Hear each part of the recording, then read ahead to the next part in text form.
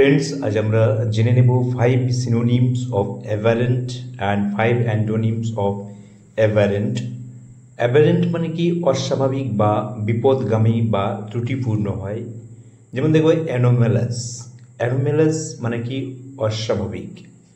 ডিভাইন্ট, ডিভাইন্ট মানে পথভ্রষ্ট। Irregular, irregular মানে কি অনিয়মিত, অনিয়মিত। অ্যাবনর্মাল মানে কি অস্বাভাবিক, অ্যাবনর্মাল অস্বাভাবিক। আনইউজুয়াল অস্বাভাবিক বা বিরল। ডিফেক্টিভ তোমরা জানো যে ত্রুটিপূর্ণ। তাহলে 5 সিনোনিমস বুঝতে পারলে। এবার আমরা দেখে নেব অ্যান্টোনিমস। 5 অ্যান্টোনিমস কী কী আছে। নর্মাল, অ্যাবারেন্ট যদি অস্বাভাবিক হয় বা বিপদগামী হয় তাহলে নর্মাল কী হবে, অ্যান্টোনিম হবে অপোজিট ওয়ার্ড। স্বাভাবিক, নর্মাল কী হবে, স্বাভাবিক। কনভেনশনাল প্রচলিত বা রীতিসম্মত।